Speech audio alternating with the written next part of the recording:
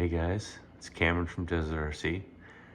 Today we're gonna do a little Desert RC Coyote chassis show and tell.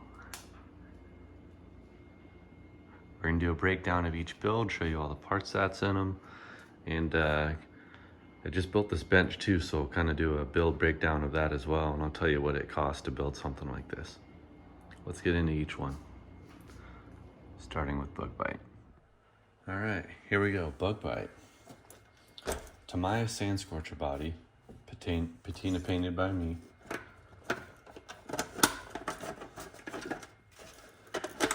And it is on my creation, the Desert RC Coyote chassis.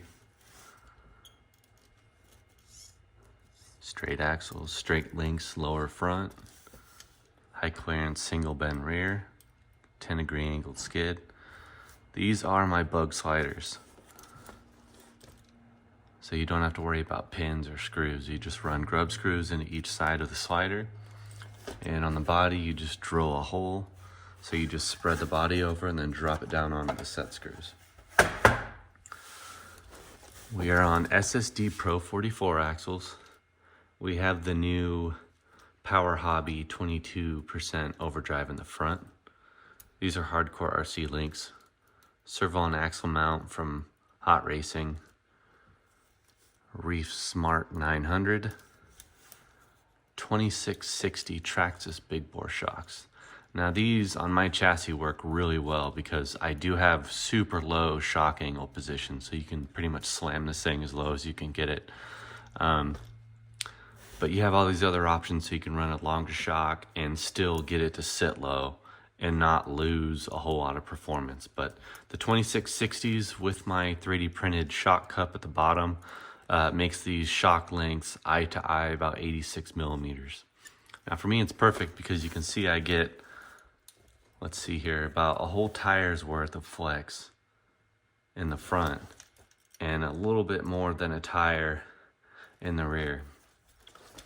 In the rear of this build, I don't talk about this too much, but I have a Fish's Crawler Parts AR44/SSD link riser.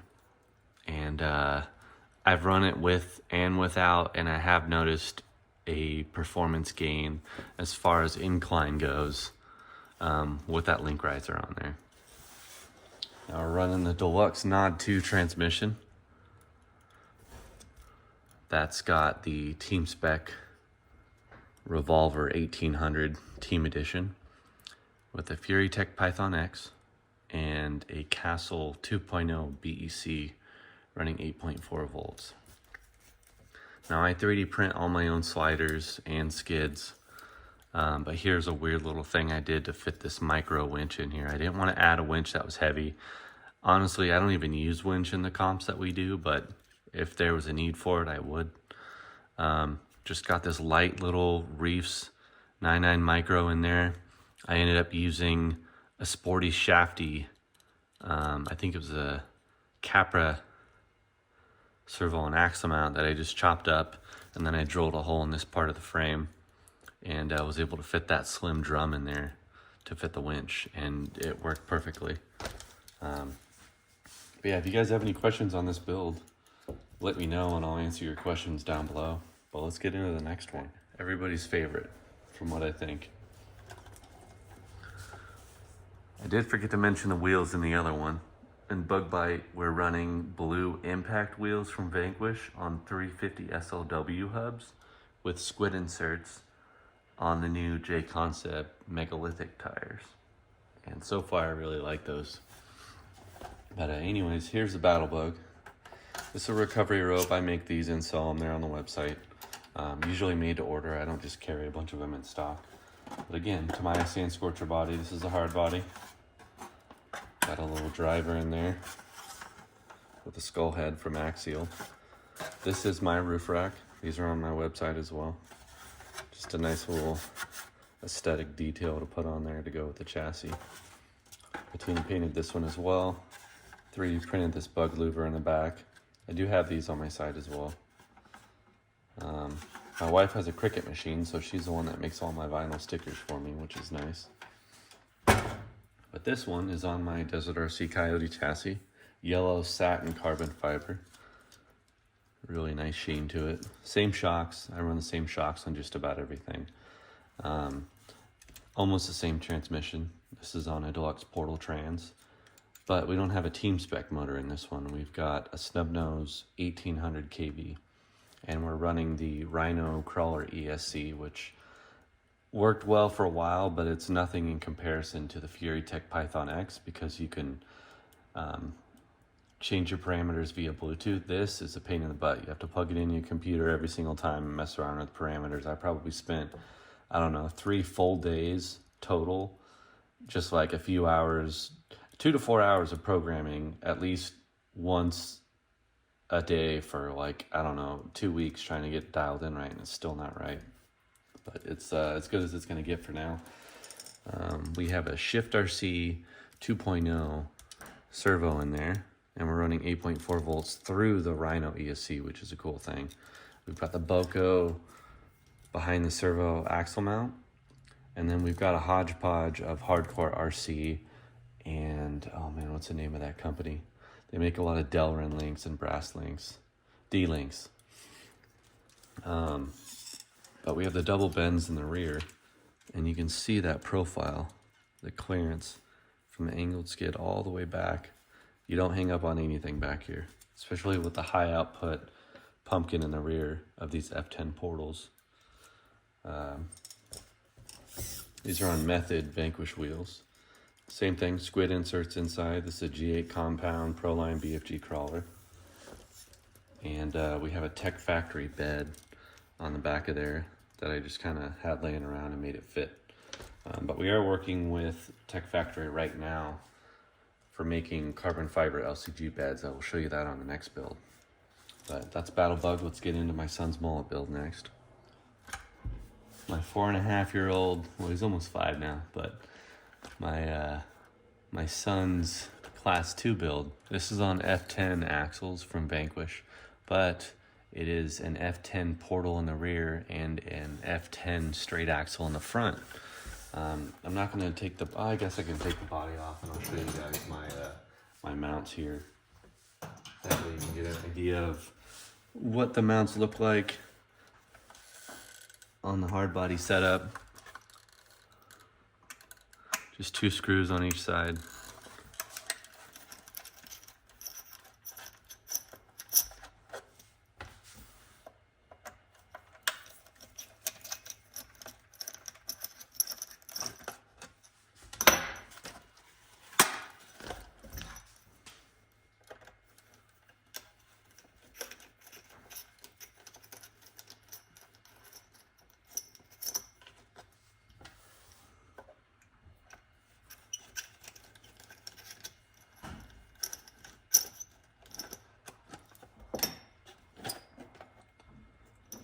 Here we have it. Oh, another thing I don't talk about too much is I always wire tidy and coat or cover all my electronic wires in this, just so they don't get snagged or caught or frayed or damaged. And one thing I recently started doing to a lot of my builds is shortening the wires with a specialty set of pliers that you can get on Amazon. I'll be sure to share those by the end of this video as well. But my son's mullet build here has the hard body mounts. You've got 2 rows, top and bottom. You can move the body as far forward or as far back, or as low or as high as you want. So a lot of customization here to be able to fit, you know, whatever type of bed you have on there, or maybe even a cage in the back. But this is on the Tech Factory LCG carbon bed for my Desert RC Coyote chassis. This is the anodized red. There's very few of these left. So if you are interested in this anodized red color, it's like a deep dark tone too.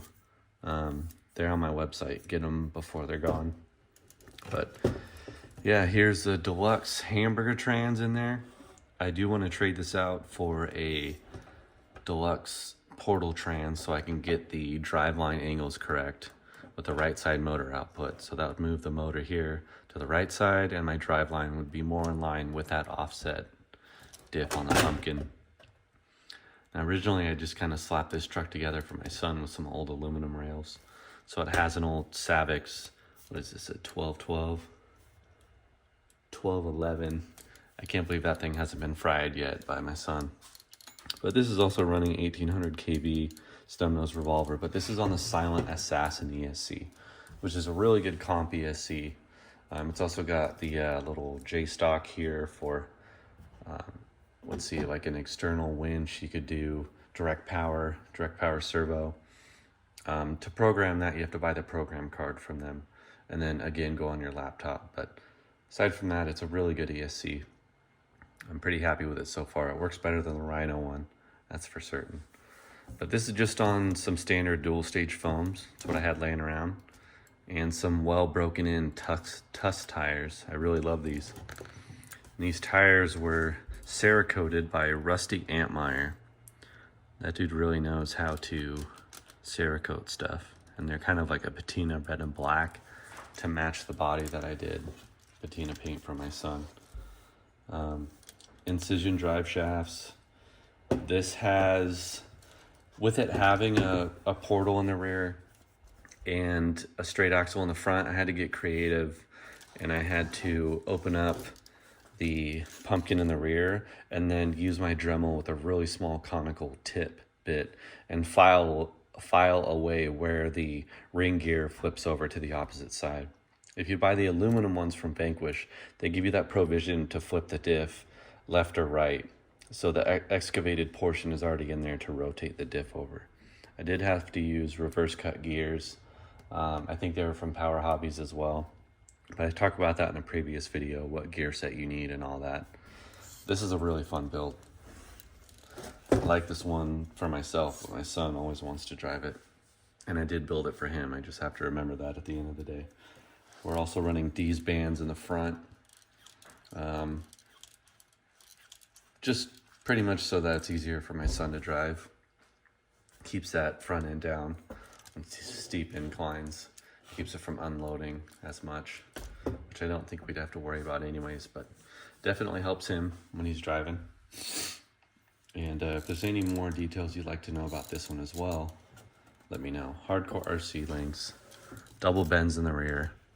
Once I caught on to the double bend rear lower links on my chassis, I decided I'm just going to start putting them in everything that I build from now on, because they are so high clearance. The profile, just the front of the skid all the way back, just nothing but tire.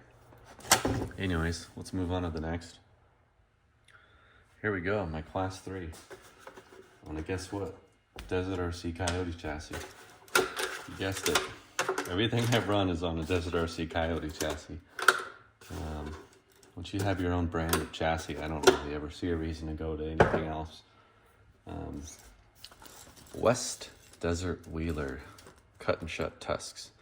I had him make these for me like a week before J Concepts released this same tire height. Kind of funny. But yeah, it's a really good tire. I'm very happy with the Tusk tire, and as a cut and shut, it does awesome things. Really good tire for our rocks here. Custom insert from SL3D in there. Got these wheels secondhand from Logan as well. These are 2.2 Shift RC Maverick wheels. But this one I did not run sliders on this because I didn't want anything to get hung up here. So as you kind of break over at a side angle, there's less there to make contact with, and with the body on it just kind of folds in anyways. But then you match the contour of the chassis with your cuts on the body. I've got a little magnet glued under here so I could easily just throw my pins on there and not lose them. This one I spared no expense in building. Same shocks as always. It's got my chassis spacers in there, my 70 mil aluminum 6061 T6 aluminum spacers. It's got some, I think they're G-Speed body mounts. I made this battery tray here just to kind of keep it all inboard and center. But this has my winch mount underneath, pinches in between the frame rails. And it just gives me just enough clearance for the servo and axle to clear that internally spooled winch. But yeah, we got a Reef Smart 1100 in the front, Reef Smart 1100 in the rear, 800 IS internal winch in the front, And then for motor and ESC, same as always, FjoriTech Python X.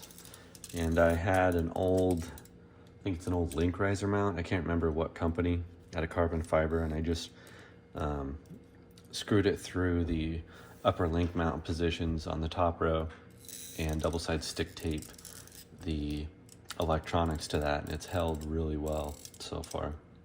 But with this being a 13.25 wheelbase, I had to use the Traxxas, I think their Wildboard drive shaft in the rear, and I ended up using an Incision drive shaft in the front. But we are on trail axle housings with some big beefy brass pucks that I bought off of like Amazon for 15 or 20 bucks. Portal covers, and then we have SSD brass knuckles in the front, hardcore RC links, double bends in the rear, of course. And one thing I don't suggest is putting high clearance in the front lowers on anything, just because it'll hang up on that before it even gets to the skid. But on 2.2s, take a look at that profile. Clearance for days. I really don't see the need for ever designing a forward skid design chassis, because I've gone out with those guys and crawled, and they're not pulling lines that I couldn't do with my own chassis. So I think it's more of a gimmick than anything else. I don't know if I'll ever go that route, and if I do, it's just to appease my customers and my followers. But yeah, really good build. I love this thing. It's so smooth. We've got 2 BECs powering each Reef Smart 1100. And then we are still using the BEC from the Python X running 8.4 volts, but it's only powering the internal winch on this one. But this is a really fun build. Really like this one. And we can get into the next one. And I forgot to mention who painted this. It was Jason over at Bonehead RC. He does liquid mask. I don't know how he pulled this off, but he did my logo in the paint, and I love the way this thing looks. It kind of reminds me of the Rugrats cartoon from the 1990s, growing up to that. But yeah, let's get into the next one, the build I've been working on behind the camera. All right, this one I'm pretty excited about. This is on a WT Micro 3D printed hardbody, and the detail on this thing is amazing. It comes in 3 pieces. It comes in the roof panel, the back panel, and the whole front piece. Oh, and the grill too, that's separate as well. And I have my buddy Wyatt from FST Designs 1. I'll be sure to put his Instagram and WT Micro in the description below, but my buddy Wyatt ended up designing this bumper and these sliders for my chassis that give you a super seamless fit with this Fj45 cab on here. Super smooth, and I can literally pick it up from here, and it's super tight on there. It's locked in good. And as you guys know, I like to run hard bodies. But let's take this one off. I'll show you guys how we do that. So there's 2 screws in the front of this wedge bumper. And the other thing is, look at this approach angle. It's still behind the front of the tires, and we have protection there. And then if you look at the outer edge of this side tray, these sliders, you can see it adds a little bit of protection. It'll hit that before it hits the body. Kind of like a Nerf bar. But super clean design by Wyatt. I'm super happy with it. And when I start offering these body bundle kits on my website, Instagram, and LCG Cheaters group, I'll be sure to share them with you guys. They're gonna come with these bumpers and sliders with the chassis and the skid. Everything you pretty much need. You just need to add electronics, axles, links, shocks, and you're ready to go. But the way this comes off is take off this wedge bumper, you pick it up in the front, and then you slide the cab backwards. Super clean. This is just my my latest build. This is my trail truck. So I had an old Stealth X transmission laying around from Element with 12% overdrive. They call it overdrive, but it's really underdrive. And I think it's low range RC. Yeah, low range RC forward motor mount, which is holding this Holmes Polar Pro 2700 kV brushless motor. And we're running the Micro X2, which is packed in just ever so slightly between the skid and the transmission. Forgive me for the lighting, I know it might be bad.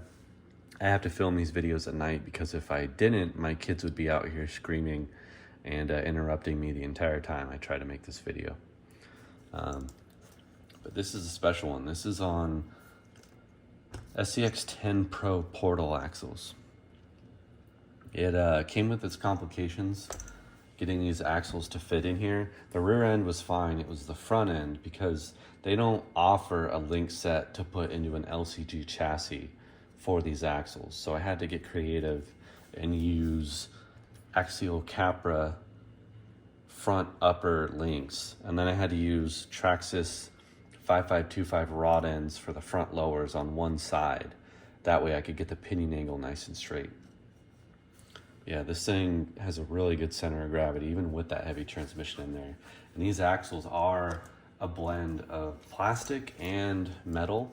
And I've got the, I think they're SSD. Yeah, we've got SSD brass knuckles and brass portal covers on here. And I did have to shave them down quite a bit to increase the steering angle. Because before with the bump stops there, not a whole lot of steering angle. But after trimming that down and setting my endpoints, this thing turns on a dime. And I've got 10% overdrive in the front from axial. So I've got a total of 22% overdrive, over underdrive, and it's a really good setup on this. I've driven it kind of out in the rocks in my yard, but its maiden voyage will be tomorrow. And I think I'll bring the camera with me and do a first run trail video with that build. But look at Wyatt's prints. They're super smooth. They almost look like they're molded, not 3D printed. That looks super clean. And you see that ridge in the back section here? That's what holds the back curvature of the cab. And it matches the exact profile of the cab itself. That little wedge shape. But yeah, I'm gonna take this thing out tomorrow and see how I like it. These are Boom Racing combat wheels, and I do have brass rings inside of them. They have I have SL3D Squid inserts in here, and I have them at 3% and 4% infill. So I run the stiffer in the rear and the softer in the front. On heavier rigs, I typically do that. But a really cool wheel, kind of like a military style, on the Maxxis G8 Trepidors from Proline. And we've got the direct power 888 in there with an axial 25 tooth steel horn, because I've used Vanquish in the past and I've stripped those out every single time. I've got all the wires nice and tidy here, except for the sensor wire. I still got to figure that one out. But I've shortened the wires that come out of the servo and out of the BEC and out of the ESC. And we're running incision drive shafts in here as well. But in here we got the single bends. Still a ton of clearance, which is nice. And to put the body back on, you just simply make sure the electronic plugs are out of the way. Hook it into the back, pull it forward. There, we're set here. And then on the front, we just have to put that wedge bumper back in. And it's a really good fit. Get that back in there.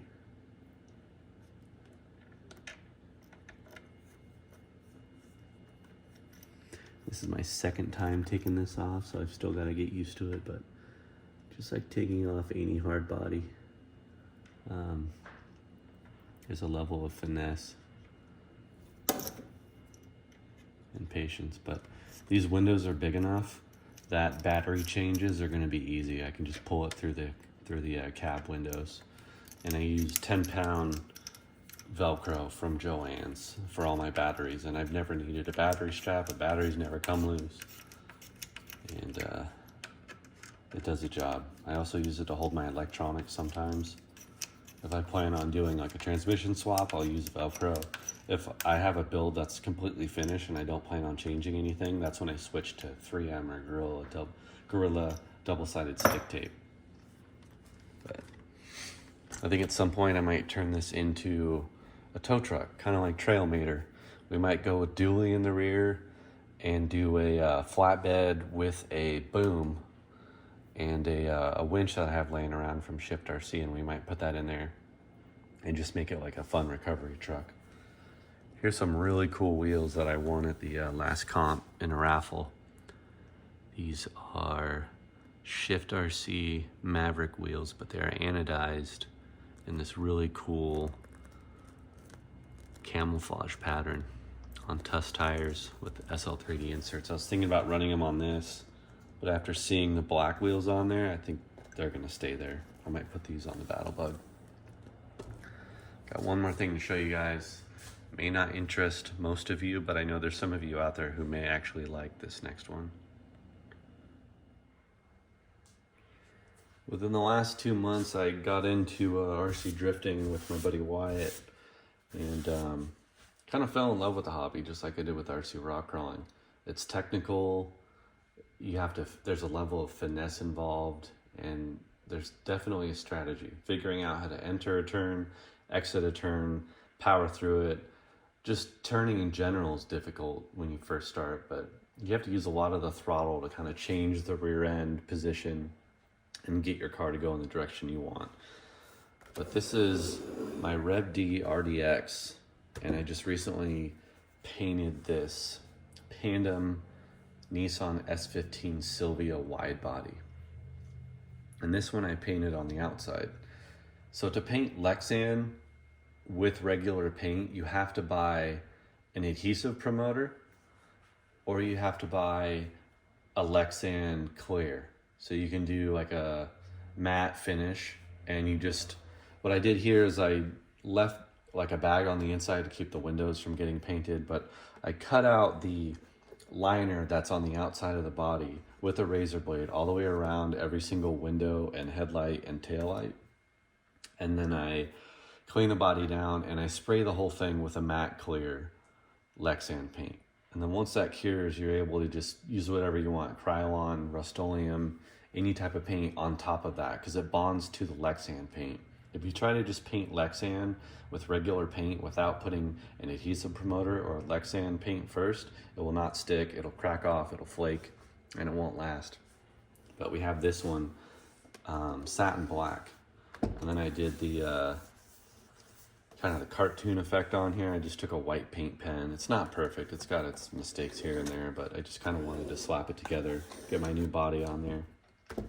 And at some point I'll do another video where I showcase the 1969 to 72-ish Ford F100 short bed drift truck.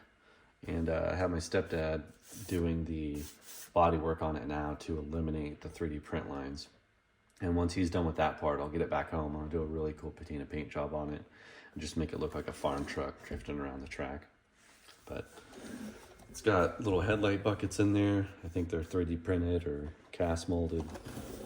Same thing with the rear. And I do have lights on this. Let me take this body off and I'll kind of show you guys what's underneath. Yeah, some of you may have left by now because you want nothing to do with drift cars, but I suggest trying it. So on the inside of the body, I've got the whole wiring kit just kind of glued into here. And I've got that coating on the wires just like I use for everything else. But then you can use this glue here, which I highly suggest for 3D printed stuff. You put heat shrink on the braided wire, and then you glue that to the inside of the body. And then I use the Gorilla double-sided stick tape to hold 10-pound magnets for my body post. So I just peel the body off whenever I want. And then double-sided stick tape holding the headlights in. But with this light kit, you can change the color of your exhaust when it blows off. So when the turbo kicks in or when it's supposed to backfire, you'll get a light emitted out of the exhaust. I bought the wrong exhaust for this. I can't fit the lights in there, so I just have them tidied up for now. But I have another one on the way, and pretty soon, once I get this thing fully wrapped up, I'll do a little video drifting around the track with this thing and showing you guys the backfire. Again, having a Cricut is a nice tool because you can cut out all of these manufacturer companies, drift companies, and just stick them on your rigs, your rock crawler, your drift cars, whatever. But this is my Rev D RDX. Can't tell you what these tires are called. I just went to the Super G website and just splurged and bought a bunch of things. The wheels, tires, purple Yokomo shocks, carbon fiber body mount, posts, and we've got a Yokomo V2 servo, and we have Yokomo gyro. We've got the Hobby wing. I think it's the DR10 Drift ESC, really configurable. And we've also got, let's see here, the Yokomo Type R Drift Performance motor in here, brushless. This is a 10.5 motor, so it's got plenty of power. And I don't know, I started getting the hang of this probably the second week that I went and tried RC drifting. And the more I do it, the better I get. And now I can actually keep up with my friends when I'm out there, and we can do tandems. And it's a blast getting everybody out there and doing that, especially if it's raining or cold outside or snowing. We can always go do drift. Learning the setup on a drift car versus a rock crawler is a totally different world. So I still have a ton to learn in comparison to the rock crawling side of things.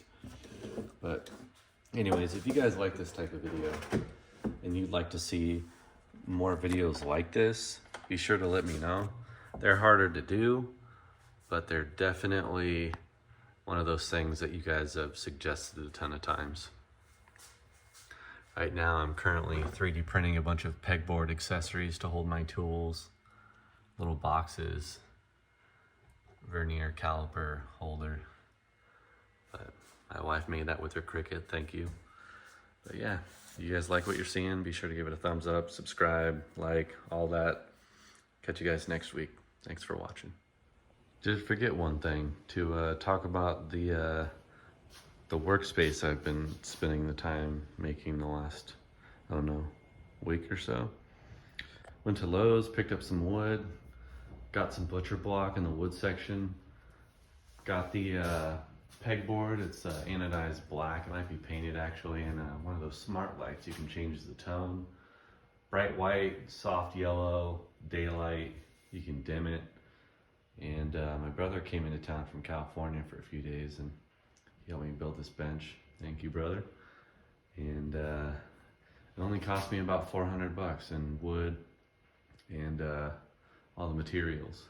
But super nice way to kind of tidy up your hobby space for 400 bucks. I looked at buying butcher block benches, and they were about the cost just for the work table of what it cost me to build this whole thing. But yeah, really fun project to build. Again, thanks for watching, guys. Catch you guys next time.